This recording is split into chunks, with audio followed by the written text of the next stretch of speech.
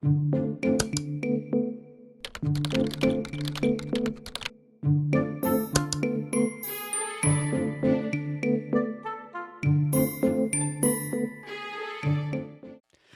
you're watching Saska Travelers. Today we find ourselves in the small city of Melville, Saskatchewan. This city is 145 kilometers northeast of the provincial capital of Regina and 45 kilometers southwest of Yorkton.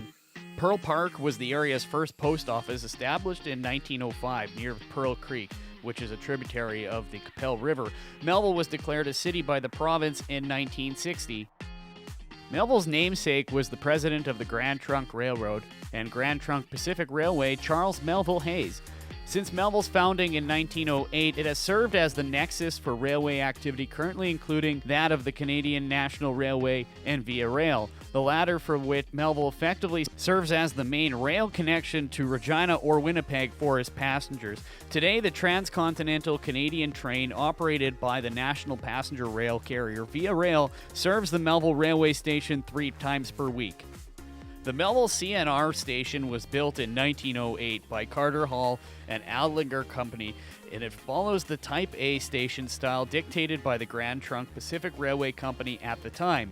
This style features a long, hip-gabled roof with a swept dormer on each end. The gable features decorative timbering. The station originally housed a restaurant called the Beanery, as well as waiting rooms, operators, offices, a baggage room, and living quarters. There is currently a local heritage group that is fundraising to restore the local CNR station.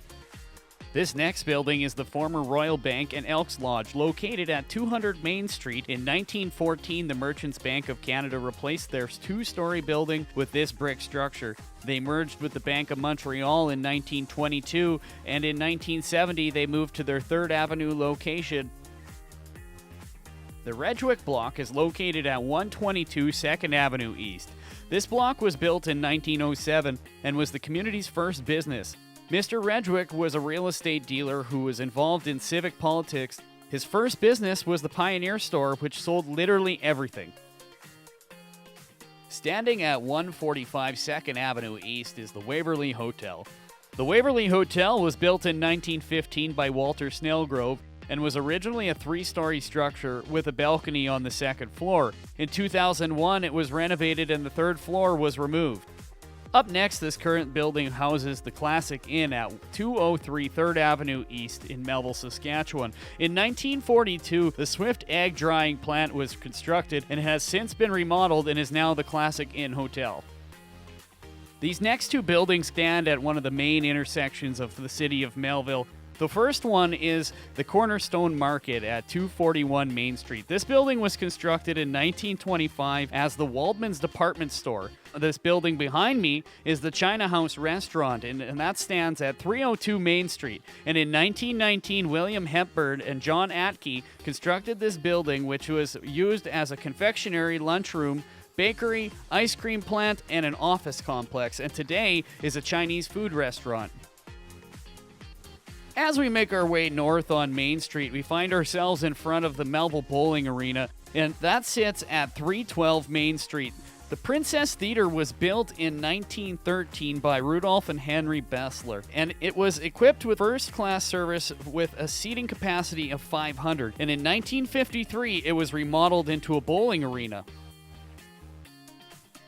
Just a hop, skip, and a jump up Main Street is the post office at 346 Main Street. The post office was constructed in 1928, and this Neo-Baroque style of architecture features rose-colored bricks with Tyndall limestone trim. Corner clock tower is the most prominent feature of this building. The clocks and windows are enhanced by the circular and keystone bricks.